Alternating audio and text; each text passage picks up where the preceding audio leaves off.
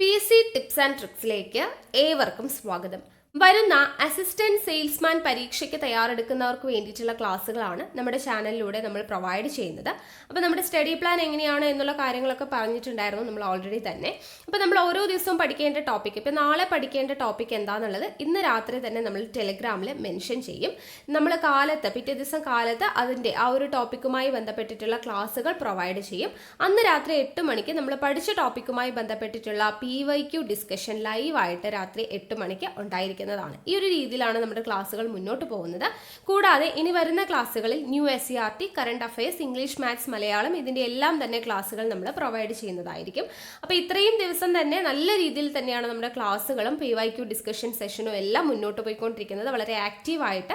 അപ്പോൾ കൃത്യമായിട്ട് നമ്മളെ ഫോളോ ചെയ്യുന്ന പിള്ളേരാണ് എന്നുണ്ടെങ്കിൽ നിങ്ങൾക്ക് തീർച്ചയായിട്ടും നല്ലൊരു റാങ്കിലോട്ട് എത്താൻ വേണ്ടി പറ്റും. നമ്മുടെ കഴിഞ്ഞ LDC 2024 നമ്മൾ ഇതുപോലൊരു സീരീസ് സ്റ്റാർട്ട് ചെയ്തിട്ട് കൃത്യമായിട്ട് എല്ലാവരും ഫോളോ ചെയ്തിട്ടുണ്ടായിരുന്നു. അതിൻ്റെ റിസൾട്ട് എല്ലാവർക്കും കിട്ടിയിട്ടുണ്ട്. നമ്മളെ കൃത്യമായിട്ട് അവസാനം വരെ ഫോളോ ചെയ്ത് പഠിച്ച എല്ലാവരും തന്നെ മെയിൻ ലിസ്റ്റിൽ ഉൾപ്പെട്ടിട്ടുണ്ട്. അപ്പം നിങ്ങൾക്കും അസിസ്റ്റന്റ് സെയിൽസ്മാൻ എന്ന് പറയുന്ന പരീക്ഷ എഴുതി നല്ലൊരു റാങ്കിലോട്ട് എത്താൻ വേണ്ടി നമ്മൾ ഹെൽപ്പ് ചെയ്യും. അപ്പോൾ കൃത്യമായിട്ട് ഫോളോ ചെയ്യുക. അതിനാദ്യം തന്നെ നിങ്ങൾ ടെലഗ്രാമിൽ ജോയിൻ ചെയ്യണേ. ടെലഗ്രാമിലാണ് നമ്മൾ ഓരോ ദിവസവും പഠിക്കേണ്ട ടോപ്പിക്ക് കൊടുക്കുന്നത്. പിന്നെ നമ്മൾ പഠിച്ച ടോപ്പിക്കുമായി ബന്ധപ്പെട്ടിട്ടുള്ള പോൾസ് നിങ്ങൾക്ക് അറ്റൻഡ് ചെയ്യാൻ പറ്റുന്നതും ടെലഗ്രാമിലൂടെയാണ്. സോ ടെലഗ്രാമിന്റെ ലിങ്ക് ഞാൻ താഴെ ഡിസ്ക്രിപ്ഷൻ ബോക്സിലും കമന്റ് ബോക്സിൽ ഫസ്റ്റ് കമന്റ് ആയിട്ട് കൊടുത്തിട്ടുണ്ട്. ജോയിൻ ചെയ്യാത്തവരുണ്ടെങ്കിൽ ജോയിൻ ചെയ്യുക. ഇന്ന് നമ്മൾ മലയാളത്തിലെ പദശുദ്ധി എന്ന് പറയുന്ന ഭാഗമാണ് പഠിപ്പിക്കുന്നത്. അപ്പോൾ ഞാൻ കുറേ വേർഡ്സ് ചുമ്മാ അങ്ങ് എടുത്ത് പറഞ്ഞു തരാതെ ഇപ്പോൾ ലേറ്റസ്റ്റ് ആയിട്ട് നടന്ന പരീക്ഷകളിൽ ചോദിച്ചിട്ടുള്ള പ്രീവിയസ് ക്വസ്റ്റ്യൻസ് നമ്മൾ എടുത്തിട്ടുണ്ട്. എന്നിട്ട് അതുമായിട്ട് റിലേറ്റ് ചെയ്തിട്ടുള്ള പദശുദ്ധിയാണ് നമ്മൾ നോക്കുന്നത് കേട്ടോ. വേർഡ്സ് ആണ് നമ്മൾ പഠിക്കാൻ വേണ്ടി പോകുന്നത്. ഓക്കെ, അപ്പോൾ ഒരു എഫക്റ്റീവ് ആയിട്ടുള്ള മെത്തേഡാണെന്ന് തോന്നി. കാരണം PSC ഇപ്പോൾ റിപ്പീറ്റ് ചെയ്തിട്ട് മുൻവർഷ ചോദ്യങ്ങൾ ചോദിച്ചുകൊണ്ടിരിക്കുന്നുണ്ട്. അപ്പോൾ ചോദ്യങ്ങളുടെ രീതി എങ്ങനെയാണെന്ന് മനസ്സിലാക്കി അതിനനുസരിച്ച് പഠിച്ചു പോവാം, അതല്ലേ നല്ലത്. ഓക്കെ, അപ്പോൾ നിങ്ങളുടെ സജഷൻസ് ഒന്ന് താഴെ കമൻറ്റ് ചെയ്യണേ. ഇഷ്ടമായിട്ടുണ്ടെങ്കിൽ ഒന്ന് ലൈക്ക് ചെയ്യാനും ആരും മറക്കരുത് കേട്ടോ. ഓക്കെ, അപ്പോൾ നമുക്ക് പദശുദ്ധിയുടെ ക്ലാസ്സിലോട്ട് കടക്കാം.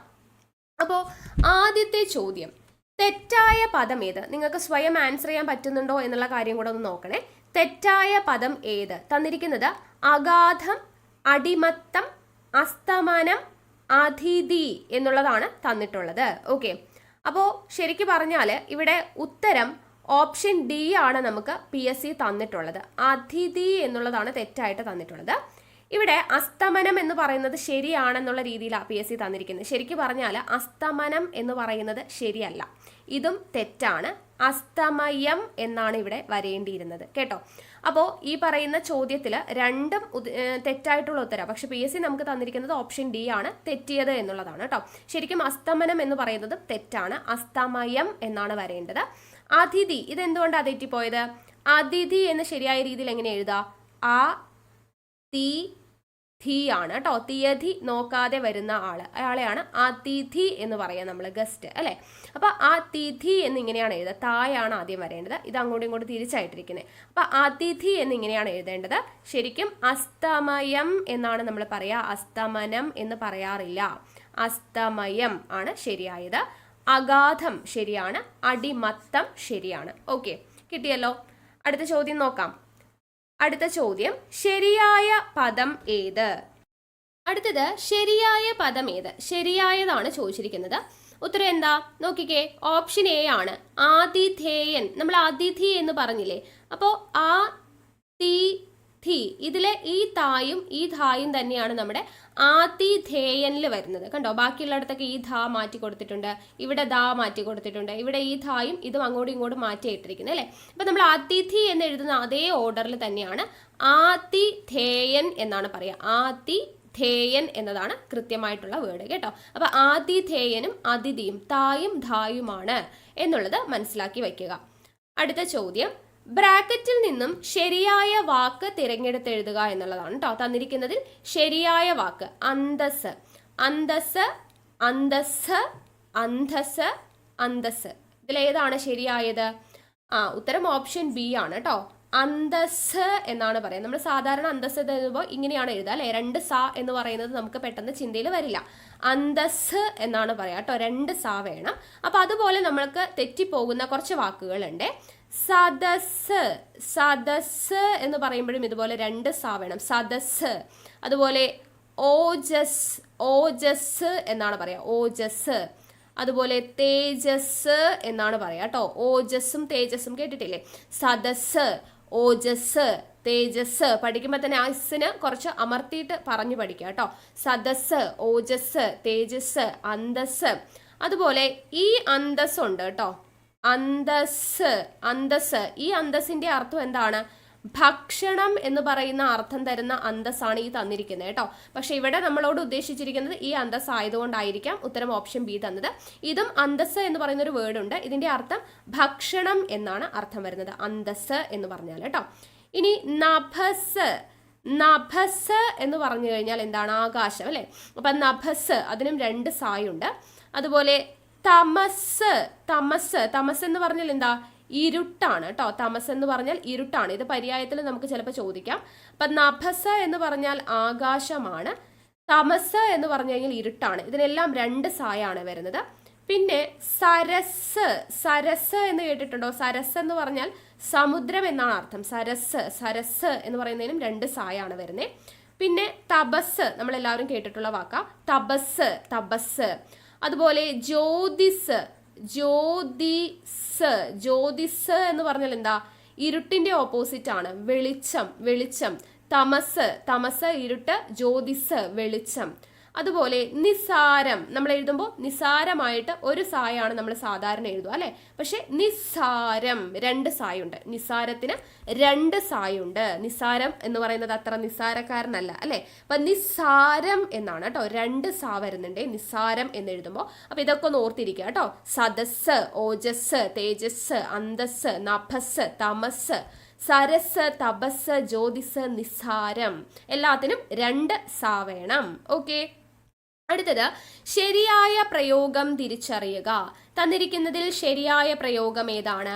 ഓപ്ഷൻ ബി ആണ്, വിശ്വസ്തൻ ആണ്. അപ്പൊ എപ്പോഴും ഈ തായും ഈ തായും നമുക്ക് എപ്പോഴും കൺഫ്യൂഷൻ ആണ് അല്ലെ. അതിഥി എഴുതിയപ്പോഴും ഈ തായും നമുക്ക് മാറിപ്പോയി. ഇപ്പൊ വിശ്വസ്തൻ, വിശ്വസ്തൻ ഇത് മാറിപ്പോകും അല്ലെ. അപ്പൊ അതുപോലെയുള്ള വേർഡ്സ് ആണ് കുറച്ച് ഇൻട്രസ്റ്റിംഗ് ആയിട്ടുള്ള, അല്ലെങ്കിൽ നമുക്ക് തെറ്റിപ്പോകുന്ന കുറച്ച് വേർഡ്സ് ആണ്. അസ്ഥികൂടം ഏത് തായാണ്? ഈ സ്ഥായാണോ ഈ സ്ഥായാണോ? അസ്ഥികൂടം. നമ്മുടെ ശരീരത്തിലുള്ള അസ്ഥിയുടെ കാര്യമാണ് പറയുന്നത് അല്ലേ. അപ്പൊ നമ്മുടെ ശരീരത്തിലുള്ള അസ്ഥി എന്ന് പറയുന്നത് ദാ ഈ ധായാണ് കേട്ടോ.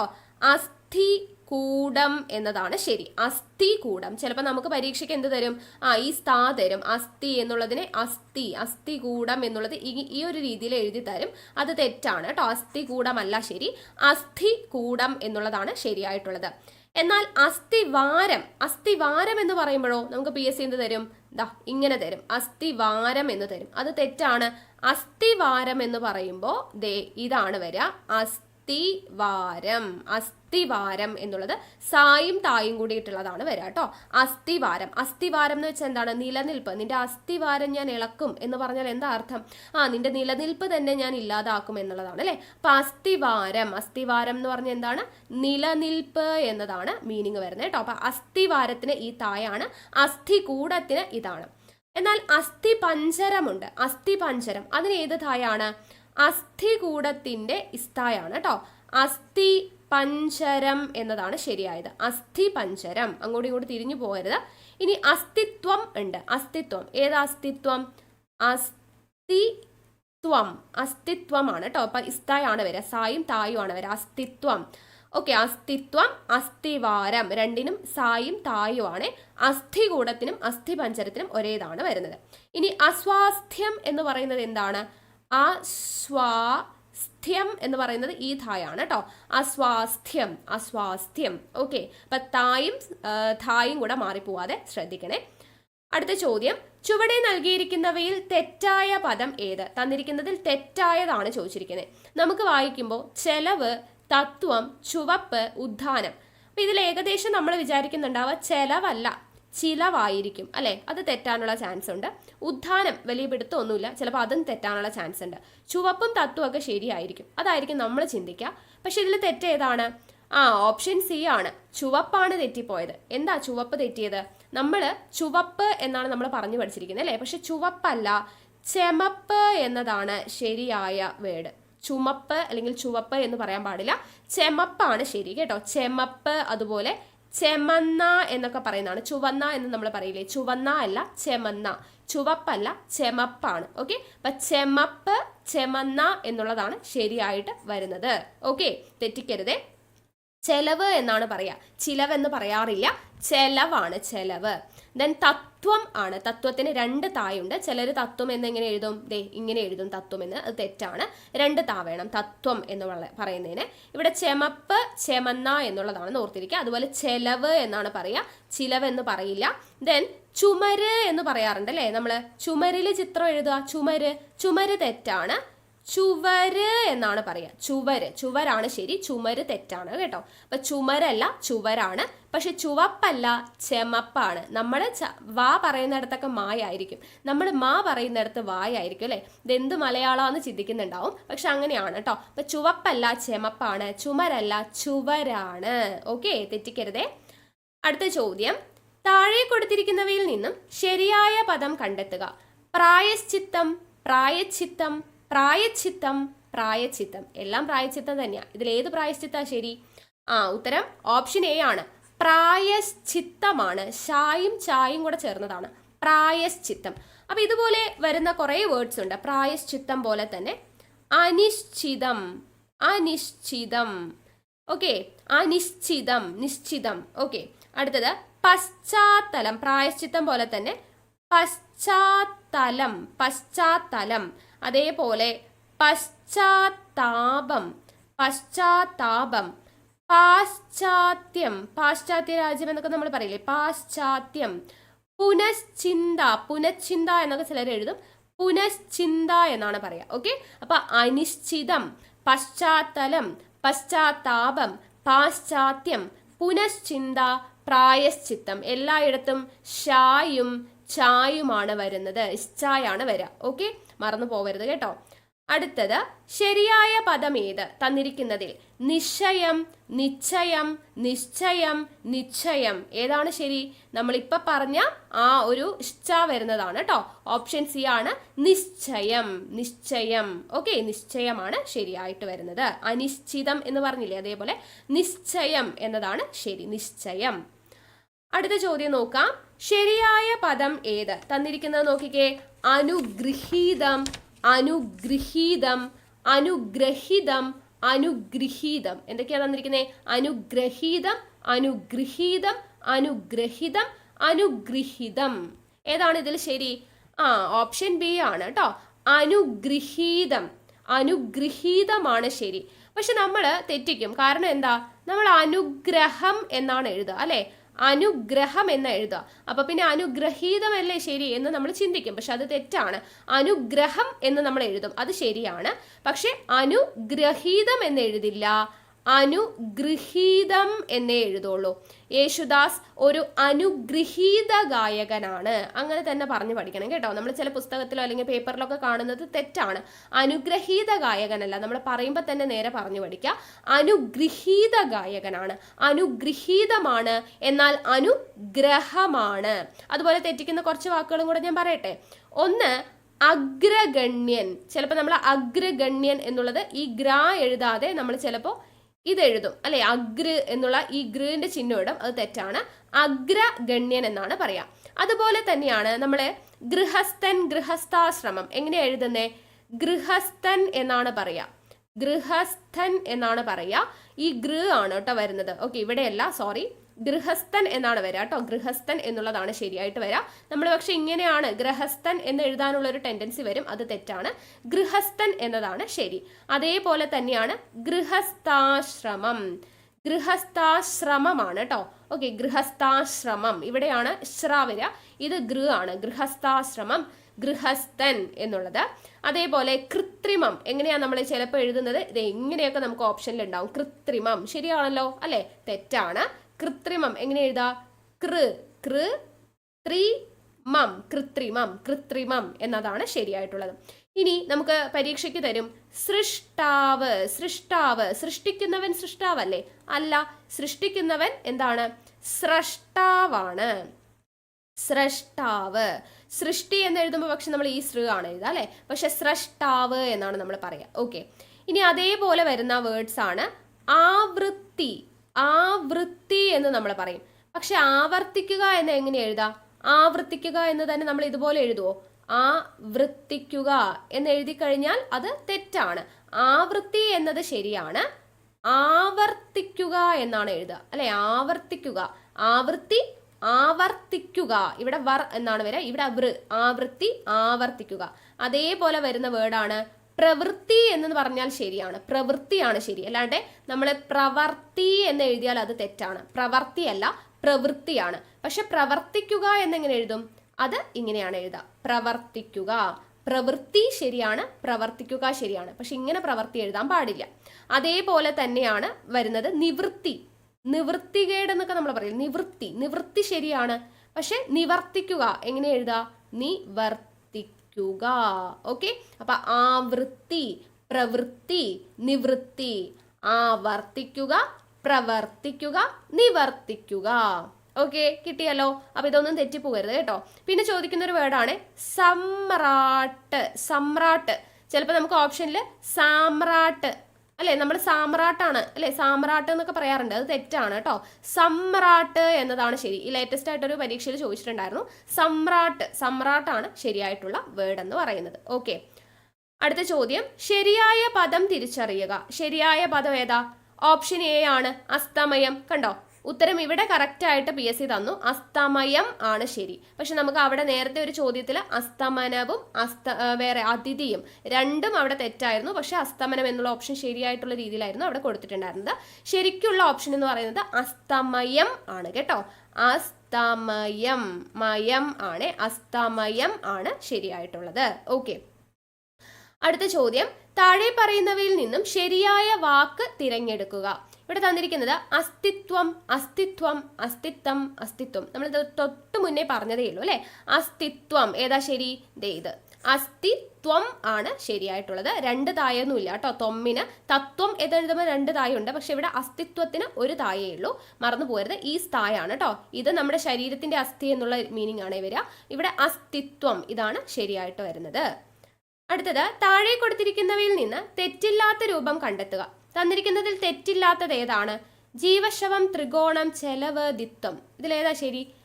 ഓപ്ഷൻ ബി ആണ് അല്ലേ, ചെലവ്. നമ്മൾ നേരത്തെ പറഞ്ഞു, ചെലവ് ശരിയാണ്. ബാക്കി തെറ്റിപ്പോയി. എന്തൊക്കെയാ തെറ്റിയേ? ത്രികോണം, അത് തെറ്റാണ് നമുക്കറിയാം. ത്രികോണം എന്നാണ് വരേണ്ടത് അല്ലെ, ആണ് വരേണ്ടത്. ത്രികോണം എന്നുള്ളതാണ്, ത്രികോണമല്ല.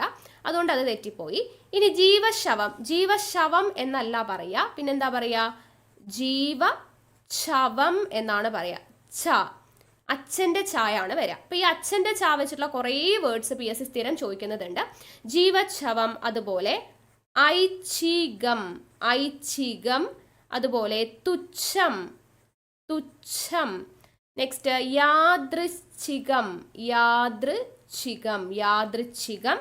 അനാച്ഛാദനം, അനാച്ഛാദനം, അനാച്ഛാദനം.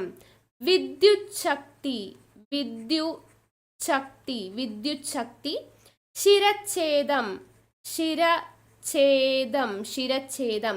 ഇതിലെല്ലായിടത്തും അച്ഛൻ്റെ ചായാണ് കേട്ടോ. സ്ഥിരം ചോദ്യമാണ്, ഇതെല്ലാം ചോദിച്ചിട്ടുണ്ട്, റിപ്പീറ്റഡ് ആണ്. ജീവച്ഛവം, ഐച്ഛികം, തുച്ഛം, യാദൃച്ഛികം, അനാച്ഛാദനം, വിദ്യുച്ഛക്തി, ശിരച്ഛേദം. ഇതെല്ലാം അച്ഛൻ്റെ ചായാണ് വരിക. ഓക്കെ, അതുപോലെ തന്നെയാണ് ശ്വാസോച്ഛ്വാസം എന്ന് പറയില്ലേ. നമ്മൾ എഴുതുന്നത് എങ്ങനെയായിരിക്കും? ശ്വാസോ, ശ്വാസോ, ശ്വാസം എന്ന് പറഞ്ഞ് നമ്മൾ സാധാരണ ഇങ്ങനെ എഴുതും അല്ലെ. അത് തെറ്റാണ്. ഇതിന്റെ താഴെ ഈ ഒരു ചായ ഉണ്ട്, അച്ഛന്റെ ചായ ഉണ്ട് കേട്ടോ. അപ്പൊ നമ്മുടെ ഉച്ഛ്വാസം എന്ന് പറയുന്നത് നമ്മുടെ അച്ഛനാന്ന് ഓർത്തോളൂ. അപ്പൊ അച്ഛന്റെ ചായ ആണ് ശ്വാസോച്ഛ്വാസം, ശ്വാസോച്ഛ്വാസം. അച്ഛന്റെ ചായ ആണ് അവിടെ വരുന്നത്. പിന്നെ ഇവിടെ ദിത്വം എന്ന് തന്നിട്ടുണ്ട്, അത് തെറ്റാണ്. ദ്യുത്വം ആണ് കേട്ടോ.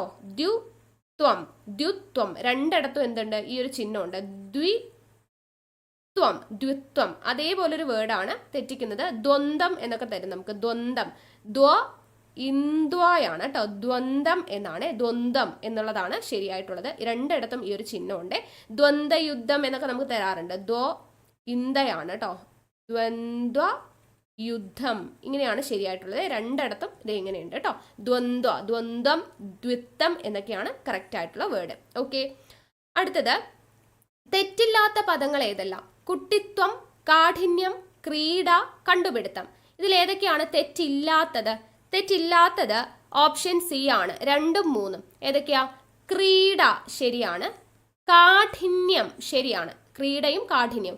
ഇവിടെ കുട്ടിത്വം അത് ശരിയല്ല, അത് തെറ്റാണ്. കുട്ടിത്വം അല്ല, കുട്ടിത്തം ആണ്. ഓക്കെ, തനി മലയാളം ആയിട്ടുള്ള വേർഡ്സ് പറയുമ്പോൾ എല്ലാം ഇത്തമാണ് വരിക. കുട്ടിത്തം. അതേപോലെ ഇവിടെ എന്താ, കണ്ടു പിടുത്തമല്ല. നമ്മളൊരു സാധനം പിടുക്കുക അല്ല ചെയ്യുന്നത്, പിടിക്കുകയല്ലേ ചെയ്യുന്നത്.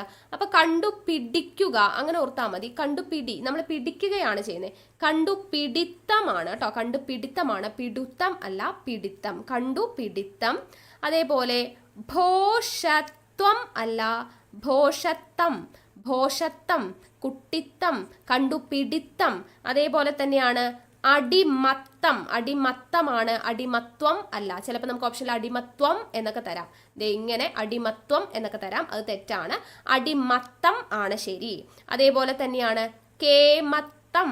കേമത്തം. അതേപോലെ തന്നെ കാട്ടാളത്തം. കാട്ടാളത്തം. എല്ലായിടത്തും ഇത്തമാണ് കേട്ടോ. ഓമനത്തം. ഓമനത്തം. ദെൻ മുതലാളിത്തം. മുതലാളിത്തം. അതേപോലെ വിഡ്ഢിത്തം. വിഡ്ഢിത്തം. വിഡ്ഢിത്തം. എല്ലായിടത്തും ഇത്തമാണ്. കുട്ടിത്തം, കണ്ടുപിടിത്തം, ഭോഷത്തം, അടിമത്തം, കേമത്തം, കാട്ടാളത്തം, ഓമനത്തം, മുതലാളിത്തം, വിഡ്ഢിത്തം. എന്നാൽ ഇത്വം വരുന്നതുണ്ട്. അതെവിടെയാ? തത്വം. തത്വമല്ല, തത്വം. ദെൻ ആഢ്യത്വം. ആഢ്യത്വം. ആഢ്യത്വം. തത്വമസി അല്ലെ, തത്വമസി എന്നാണ് പറയാ.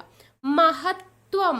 മഹത്വം ആണ്, മഹത്വം അല്ല, മഹത്വം. മഹത്വം, തത്വം. ഓക്കെ, ആഠ്യത്വം എന്നാണ് പറയാ.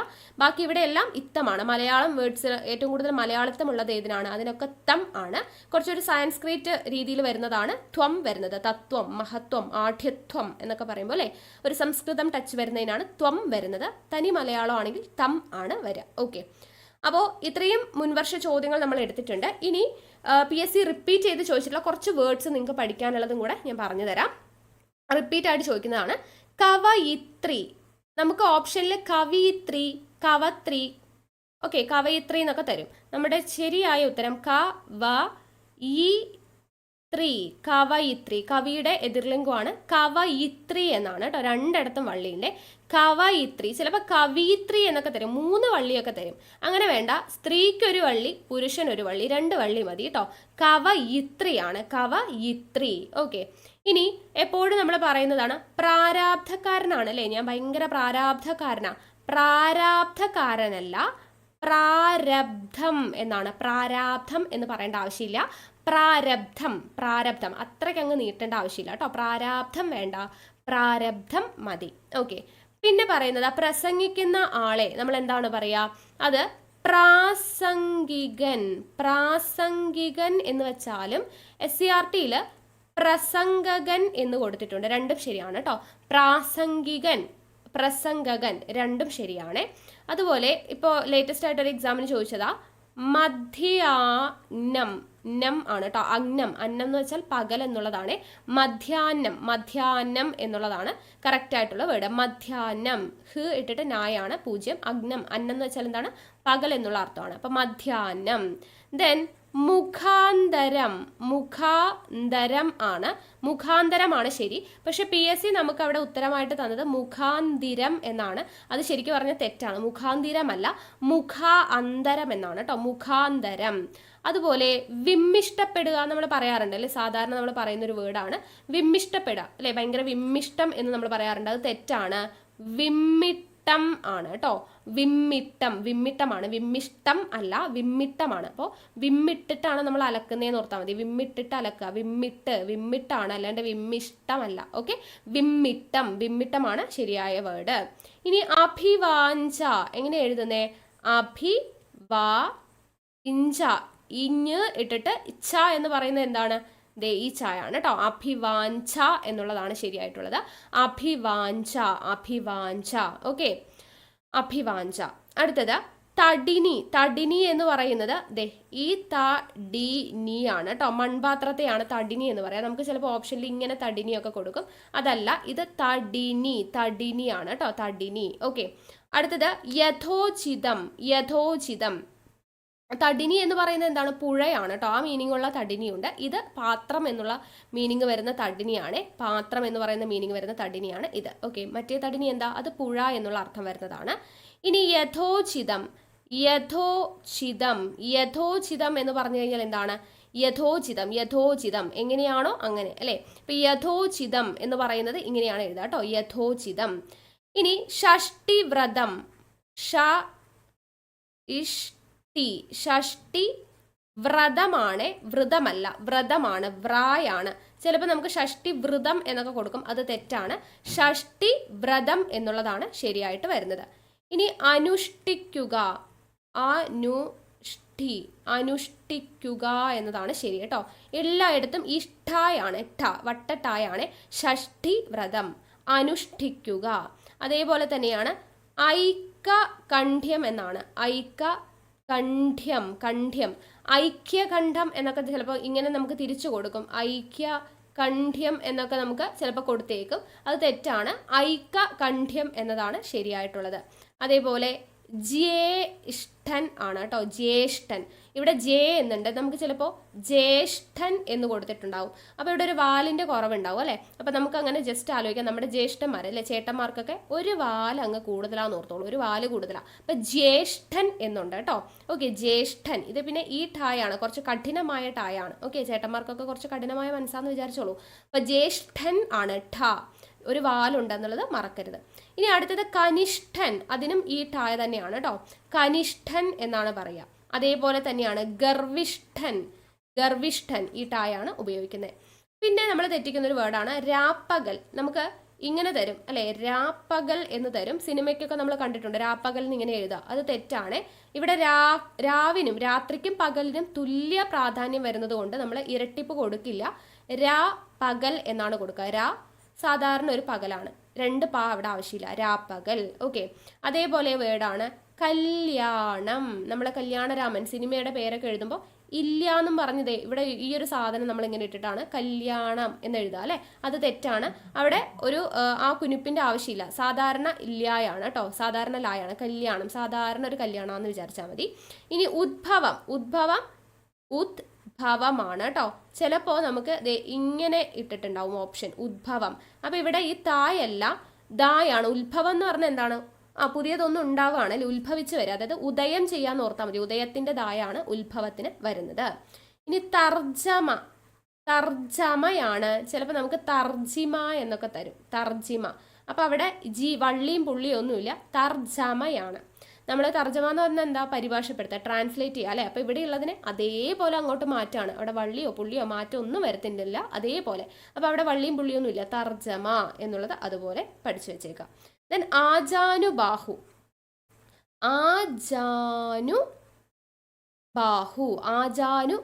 ആണ് കേട്ടോ, ആജാനുബാഹു. ദെൻ രോധനം. ഇത് രണ്ടെണ്ണം ഉണ്ട്. ഈ രോധനം എന്ന് വെച്ചാൽ എന്താണ്? പ്രതിരോധിക്കുക എന്നുള്ളതാണ് രോധനം. ദെൻ ഒരു രോദനവും കൂടെ ഉണ്ട്. ഈ രോദനം ഇതെന്താണ്? ഒരു അച്ഛൻ്റെ രോദനം എന്നൊക്കെ നമ്മൾ പറയത്തില്ലേ, ആ രോദനമാണ് ഇത്. ഇത് രോധനമാണ്. ഇത് പ്രതിരോധിക്കുക, പ്രതിരോധം എന്നെഴുതുമ്പോൾ നമ്മൾ ഈ ധായല്ലേ, അപ്പോൾ ഈ ധായുള്ളത് പ്രതിരോധം, ഇത് അച്ഛൻ്റെ രോദനം. ഓക്കെ, അടുത്തത് പീഡനം നമ്മൾ ഇങ്ങനെ നമുക്ക് ഓപ്ഷൻ തരും, അത് തെറ്റാണ്. പീഡനം എന്ന് പറയുന്നത് ഈ ഡായാണ് കേട്ടോ, ഇതാണ് ശരി. പീഡനമല്ല, പീഡനം ആണ് കേട്ടോ, പീഡനം. ദെൻ നിഘണ്ടു നമുക്ക് തെറ്റിച്ച് തരുന്ന വേറൊരു വാക്കാണ് നിഘണ്ടു എന്ന് പറയുന്നത്. ഓക്കെ, നിഘണ്ടു ആണ് കേട്ടോ. അപ്പോൾ ഈ ഉണ്ടായാണ് നമുക്ക് തെറ്റിച്ചിട്ട് ഇങ്ങനെയൊക്കെ തരും, നിഘണ്ടു എന്നൊക്കെ തരും, അത് തെറ്റാണ്. നിഘണ്ടു, അതായത് നമ്മൾ നിഘണ്ടു എന്ന് പറയുമ്പോൾ എന്താ? ഒരു വാക്ക് തിരയുവാണ്, തിരഞ്ഞ് നമ്മൾ ആ വാക്ക് കണ്ടു എന്ന് ഓർക്കുക. കണ്ടുവിൻ്റെ ഇണ്ടു ആണ് നിഘണ്ടുവിൽ വരുന്നത് കേട്ടോ. ഇനി അടുത്തത് ഉദ്ഘാടനം. നമ്മൾ നേരത്തെ പറഞ്ഞതുപോലെ തന്നെ അതൊരു ഉദ്ഘാടനം എന്ന് പറയുമ്പോൾ ഒരു കടയൊക്കെ ഉദ്ഘാടനം ചെയ്യാന്ന് പറഞ്ഞാൽ എന്താ? അതിൻ്റെ ഉദയമാണ് അല്ലേ, കടയുടെ ഉദയത്തിൻ്റെതായാണ് ഉദ്ഘാടനം. ഇനി പാദസരം. നമ്മളൊക്കെ പറയും പാദസ്വരം അല്ലേ, എനിക്കൊരു പാദസ്വരം വാങ്ങിക്കണം. പാദസ്വരം തെറ്റാണ്, പാദസരമാണ് ശരി. പാദസരം, അവിടെ പ്രത്യേകിച്ച് പുള്ളിയോ ഒന്നും തന്നെ ഇല്ല, പാദസരം. അടുത്തതാണ് ഹാർദം. ഹാർദം ആണ് ശരി, ഹാർദം ആണ് ശരി കേട്ടോ. ഹാർദവമായി എന്നൊക്കെ നമ്മൾ കാണാറുണ്ട് അല്ലേ, ഹാർദവമായി എന്നൊക്കെ കാണാറുണ്ട്, അത് തെറ്റാണ്. ഹാർദം ആണ് കേട്ടോ, ഇത് ദായാണ്. ഹാർദം ആണ് ശരി. ഓക്കെ, ഹാർദമാണ്, ഹാർദവം അല്ല. ഹാർദം ആണ് ശരി, ഹാർദം. ഓക്കെ. ഇനി അതുപോലെ അംഗവൈകല്യം എന്നുള്ളതാണ് നമ്മുടെ അവയവത്തിനുണ്ടാവുന്ന വൈകല്യം, അതാണ് അംഗം. അംഗം എന്ന് വെച്ചാൽ ശരീരാവയവം. വൈകല്യം, അംഗത്തിനുണ്ടാവുന്ന വൈകല്യമാണ് അംഗവൈകല്യം. നമുക്ക് ചിലപ്പോൾ ഈ അംഗമൊക്കെ തരും. ഈ അംഗം എന്താ? അത് നമ്മൾ മറ്റേ അംഗം വെട്ടുവാന്നൊക്കെ പറയില്ലേ, ആ അംഗമാണ് ഈ അംഗം. അത് തെറ്റാണ്. ഇതാണ് അംഗവൈകല്യം എന്ന് പറയുന്നത്. ഓക്കെ. അപ്പോൾ ഇത്രയും വാക്കുകളൊക്കെ ഒന്ന് മനസ്സിലാക്കി വയ്ക്കുക. അപ്പോൾ ഇതുപോലെയുള്ള ഇടയ്ക്ക് മുൻവർഷ ചോദ്യങ്ങളും കാര്യങ്ങളൊക്കെ നമ്മൾ ഡിസ്കസ് ചെയ്യും. അപ്പോൾ കൂടുതൽ വാക്കുകൾ പരിചയപ്പെടാം. അപ്പോൾ പ്രീവിയസ് ഇയർ ചോദിച്ചിട്ടുള്ള കുറേ വാക്കുകളാണ് നമ്മൾ പറഞ്ഞത്. ഓക്കെ. അപ്പോൾ ഈ ക്ലാസ് നിങ്ങൾക്ക് യൂസ്ഫുൾ ആയോ, ഇഷ്ടമായോ, ഇങ്ങനെ തന്നെ മതിയോ മലയാളത്തിൻ്റെ ക്ലാസ് എന്നുള്ളത് താഴെ ഒന്ന് കമൻറ്റ് ചെയ്യുക. വീഡിയോ ഇഷ്ടമായിട്ടുണ്ടെങ്കിൽ ലൈക്ക് ചെയ്യുക, നിങ്ങളുടെ ഫ്രണ്ട്സിനൊന്ന് ഷെയർ ചെയ്ത് കൊടുക്കുക. ടെലിഗ്രാമിൽ ജോയിൻ ചെയ്യാത്തവരുണ്ടെങ്കിൽ ജോയിൻ ചെയ്യുക. ഇന്ന് ഫസ്റ്റ് ടൈം ഈ ക്ലാസ് കാണുന്നവരാണെങ്കിൽ നമ്മുടെ തുടക്കം മുതലുള്ള ക്ലാസ്സുകൾ ടെലിഗ്രാമിൽ പോയി നോക്കിക്കഴിഞ്ഞാൽ ക്ലാസ് 1 ക്ലാസ് 2 എന്നും പറഞ്ഞ് കൊടുത്തിട്ടുണ്ടാവും. അതിനനുസരിച്ച് കൃത്യമായിട്ട് ഫോളോ ചെയ്ത് തുടക്കം മുതൽ കണ്ടുവരിക. ഓക്കെ. അപ്പോൾ നമുക്ക് വീണ്ടും അടുത്ത ക്ലാസ്സുമായിട്ട് കാണാം. താങ്ക്